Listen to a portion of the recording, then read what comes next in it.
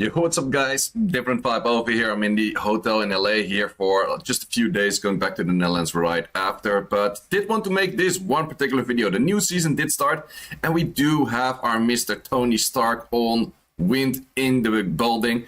I've seen a bunch of different builds on him. I've seen people utilize his Res Awakening to make him 100 res. I've seen some people just go for the crit rate and then HP and attack. Keep in mind, I've also seen some builds with 0 attack, like just 160 attack, just mainly from this rune 1. Don't go for that. He is HP scaling on his skills. It is mentioned, yes, HP scaling, but he is still having some attack scaling, so keep in mind the attack scaling.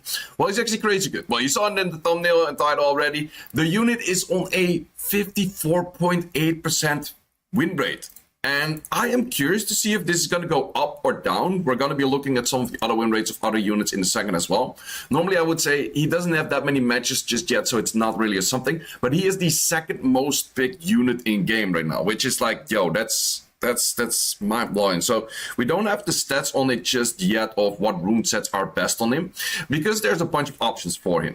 Like, of course, I think most people will go Violent Will. I think that's the most common thing. But you also could go Vampire on him. You could also do a bunch of other things. Well, first of all, why is he that crazy good?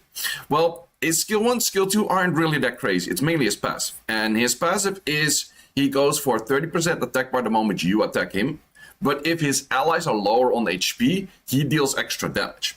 So what can you do with that? Well, let's say you've been hit by an AoE Wunsa or an Eresion or a Light Gojo or whatnot.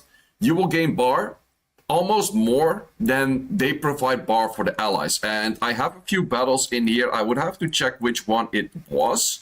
I've been doing a whole bunch of RTAs already just to kind of get like a feel of like how good he is. And I think that this was one of those. Was it this match? I'm not sure. At least I lost this match, so let's just check out this match in the first place. He is definitely good against AoE teams. If you use him against single target teams, he's not that great. So he almost takes the turn over here, but he moves in front of the Zhongxialao. He cuts the Zhongxialao, provokes the Zhongxialao.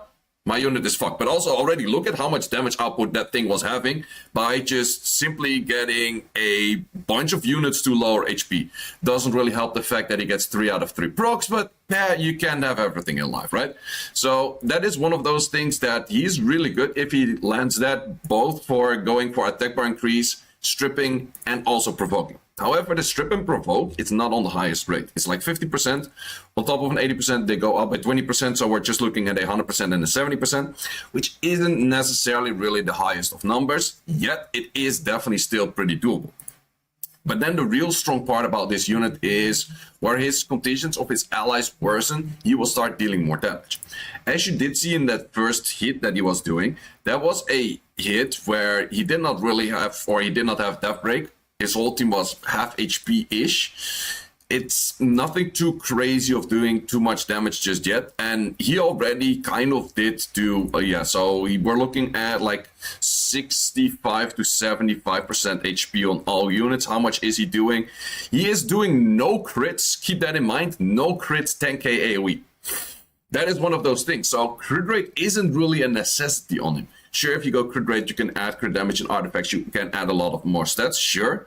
But he is, or are those, oh no, wait, those are crits. So he's actually crit rate. It just popped up way later, but those are crits. So, but still, I've seen some people actually hit pretty hard without crit rate too. So if his units were like 20% HP, my half team would be dead by just a skill that's on super short cooldown because of an AoE. Is he by all means the most OP thing ever out there? Not really. Like if you single target cleave him down, you can actually take him out first.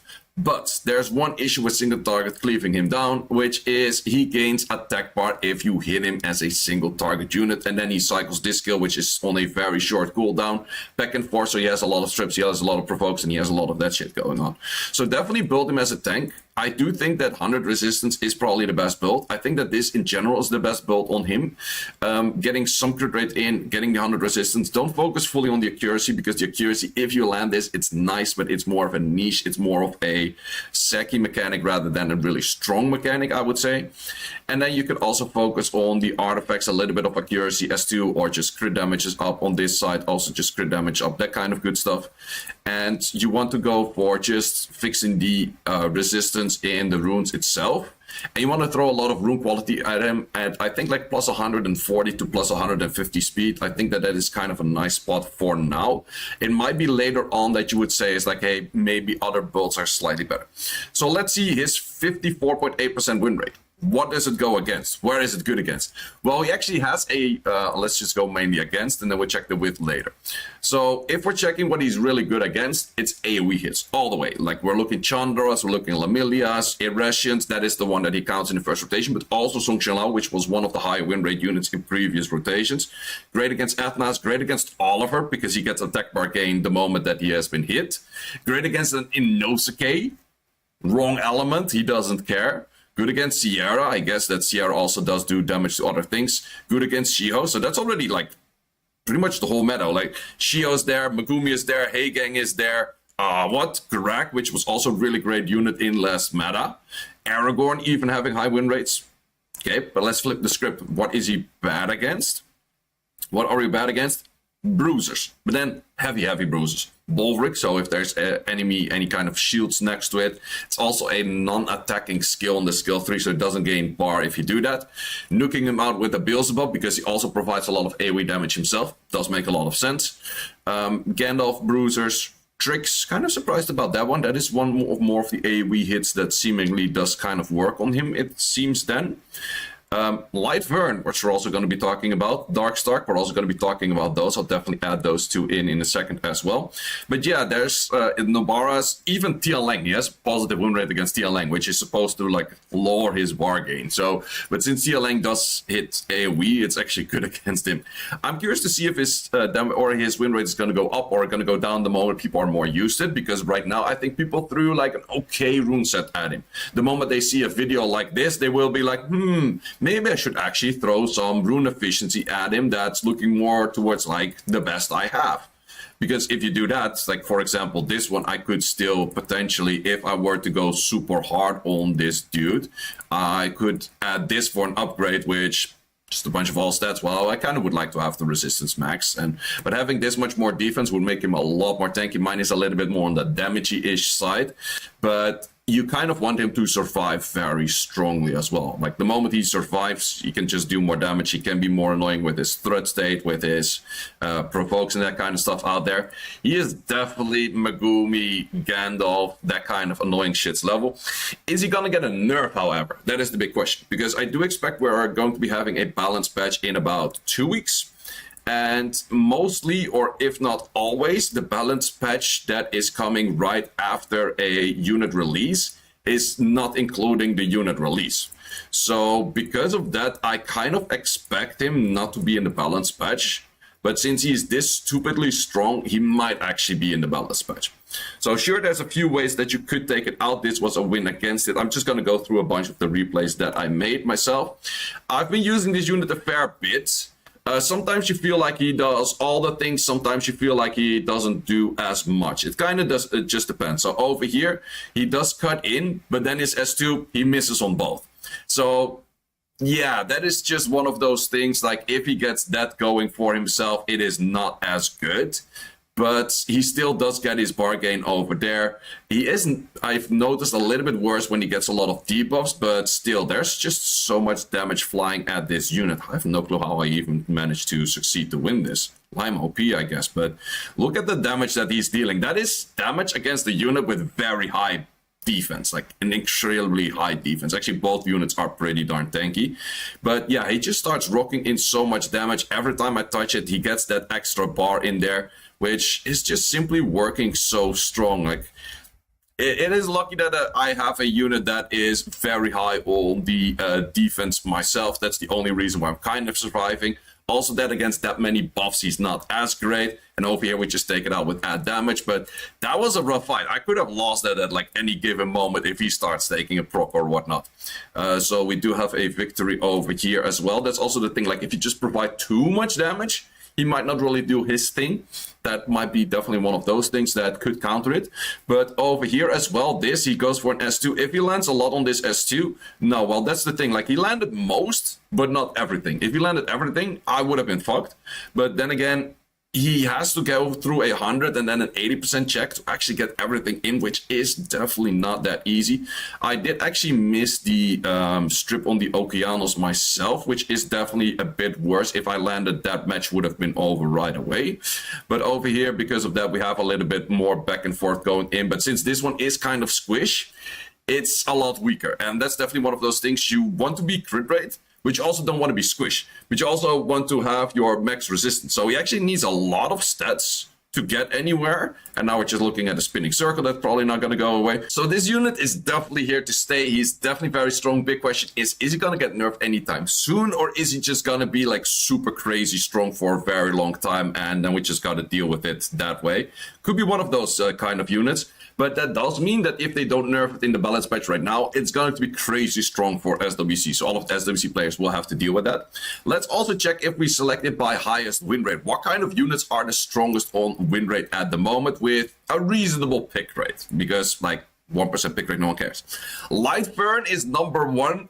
Windstark is number 2. Bolfric number 3. Josephine 4. Man, I'm already hating this meta. These 4 units at the top can already show you that it's going to be very annoying. So Lightburn, let's actually, I have a match against the Lightburn as well. There are a few other LDs right next to it, but just for the idea of how strong Lightburn is, if you don't counter it with a Juno, Nobara, and Vermos kind of stuff. So I could have went Juno, Nobara in the final 2 slots. So we nearly take that out, was I guess minus wind right there. But that is where you take the first turn. It immediately strips and despair stuns. Now I cannot land any of my defense breaks, which is annoying. So because of that, I also slow myself, which is annoying. I defense break myself, which is annoying. We get some pushbacks, but we don't land all of the pushbacks, which is also kind of annoying. He goes for an S2, does have despair stun, does get the despair stun, lands a bunch of things. I do have the anti-cleanse, so it can add in a little bit of damage over here. But the thing is, that thing just gets so much bar, and every time that you cannot really hit it yourself, it's just super, super annoying. So you have to say may revive. It's also kind of heavy LD versus LD in this matchup right here. But that first hit strip despair stun actually makes it so strong. Like, sure, the strip rate isn't crazy high, despair is even lower, but also over here, just providing myself with defense breaks all the time, that S2 bombardment, as long as there's nothing on the enemy team actually hard countering the debuffs you provide, that thing can go off on a crazy menace. That thing is actually a lot stronger than I expected at the start. Especially with the Seimei, this thing gets so much bar, and then the Seimei recovery makes it where I never can do anything, but this thing getting that much bar and that much chip damage in from just additional damage artifacts is actually pretty darn annoying, like, not gonna lie. That unit is actually pretty good. So that's definitely more of a late pick unit. However, this thing is also, like the Windstark is, you can just pick that early. Like, it doesn't really matter at all to pick that early. And what else do we have high in the meta at the moment? Lima still definitely high up. Tian Lang very high up. Is understandable, like pretty much everything and their mom is giving a tech bar gain these days. So definitely, oh, we also have Dark Stark being high up. So I don't have any matches against Dark Stark, but Dark Stark I have seen, wait, let me see if I can find the replay of this guy. This guy was actually spamming Dark Stark together with Windstark as first 2 few picks. So if we select it by monster, I'm pretty sure that if we go for U plus U, we should be able to find that guy spamming it. No, there's actually too many people spamming these shits. I did check him on my alt. On my alt, I actually have replays of him saved. But yeah, he's just like these combination of them too. Let's actually check this match out. He's definitely not playing against nobody because this one is normally on high rank as well. I expected higher than G1 actually. But the Dark Stark has pretty good damage as well. I have seen the top guy actually rune up the Dark Stark as triple revenge. And the reason that you want to go triple revenge on this guy is because the moment something happens, he gets attack bar gain from his S1. And that was pretty much a non-interesting fight like there. Ooh, fighting that. Ooh, Laura, Gianna, and a Sonya with these units on the right side. Interesting. So yeah, definitely I would recommend the Dark Stark to be triple revenge. This might be looking more like a triple revenge one as well. Let's see where we go for damage. Okay, doesn't actually clear. So this one is super tanky. As mentioned, you have to get damage from ally side, but look at this.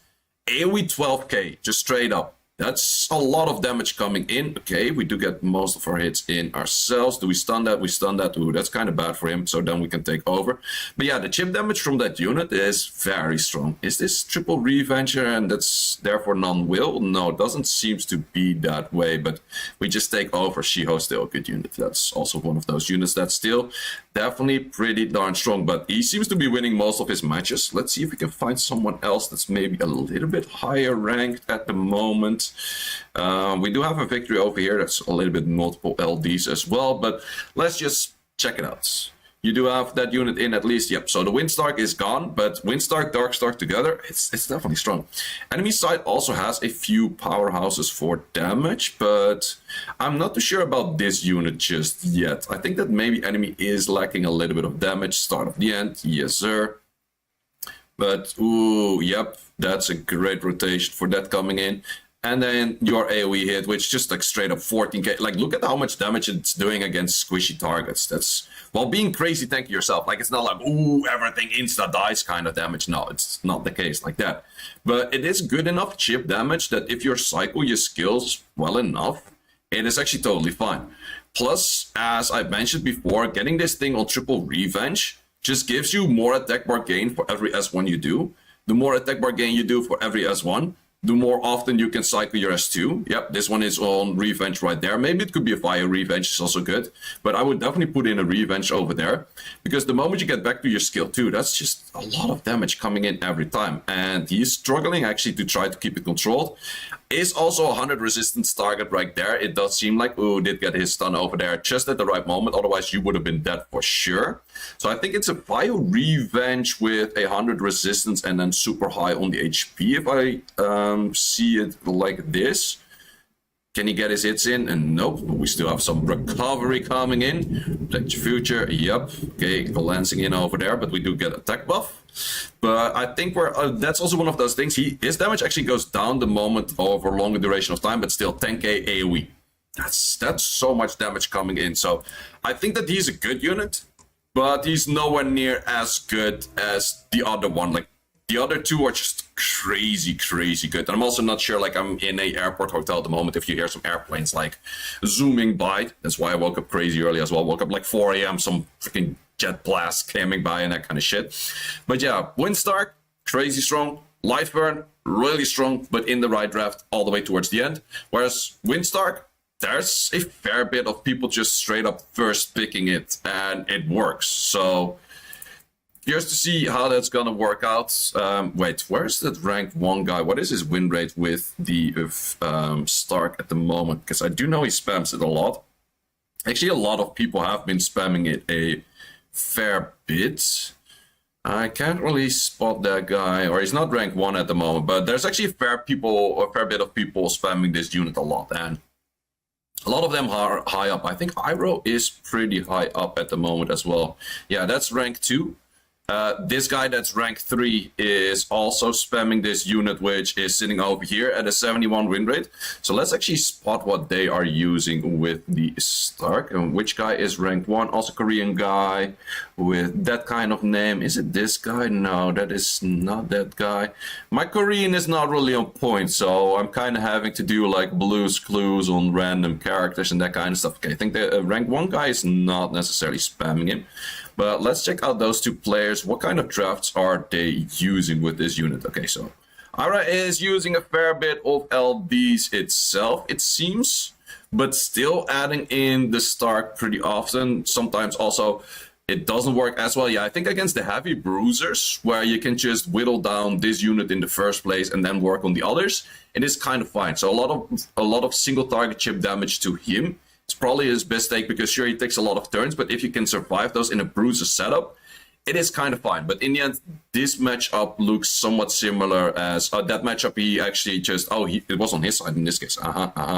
So that's actually where he won. And I think in this case, he would also take this unit down in the first place. But yeah, he's using that a fair bit over there. Let's see about this guy. What are you using? More bruiser heavy, still having alignment there, still having Mortera in there. But definitely more bruiser heavy for what this guy is playing, and it's working well. Like, look at his overall win rate. Like, his A-Gang and Stark are on crazy win rates, and then everything else are a little bit less. And how about for you on this guy? Yeah, also like the Lima and the Stark on crazy win rate, and then everything else comes a little bit later. So that just shows that Win Stark is currently better than pretty much any LD5 in the game. Might actually be classified for just the current state where people aren't really familiar with how to counter him just yet as strongest unit in game. What is he best with? He is best with a Tian Lang? That's so weird, though. Why would he be best with a Tian Lang? Maybe to counter things on the enemy side, but him being best with a Tian Lang, that's odd as fuck, because Tian Lang is nerfing his attack per gain, I would say. But then again, Tian Lang does provide AoE, not AoE, but defense breaks, which kind of helps him out. Seimei makes a lot of sense because of attack per gain, yep. Gojo, Lima, it kind of works just with everything. Like, I think he's probably not having... What does he have a bad win rate together with? So yes, bad win rate together with Oliver's. Still not that many matches in, but just for the idea of it, what does he have bad win rates with? Bunch of those AoE damage dealers is what he seems to be having bad win rates with. But it's still somewhat early in the season, so we don't know exactly what he is going to be countering and what is countering him. But so far, so good. Very strong unit. Should I definitely ruin it up? As mentioned, best build that I think he is going to be having at the moment is something along the lines where you go for max resistant, crit rate on the 4, and then good overall stats. Might be a little bit hard to obtain, but I definitely would recommend that max resistance. Max resistance makes him very nice. You could definitely lower the attack by a bit and then still get good enough stats in over there, I would say, but max resistance makes him really nice because he's going to be a first target to be hit. Like, the way to counter him is killing him first. If he survives being killed first and there are AoE hits on the enemy side, he's such an annoying thing to deal with because I've seen him do a lot of damage. This is some picture that I've seen from people using it together with a very dead team, and that is a 53k on a death break. That is on the skill 1. This is a skill 1 because he gets the threat state. That is just stupid. And then for the AoE hit, he does 24Ks without even death breaking. Just because his whole team is like close to 1 HP. So yeah, that's just one of those things. If you pair it next to anything or versus anything that would make your HP very low and he still survives, he's gonna murder the living shit out of your enemy. So that's all for this video, guys. Did you hope you enjoyed this? I'm not gonna be posting as many videos until I'm back on about like Sunday or something. Maybe on Sunday I won't even do a stream because the World Finals is at the same time of the Arena Rush. Either out, guys, thanks a lot for watching for this one. Let me know in the comments what you think about this unit and how did you use it and how were the results. And see you as always in the next one.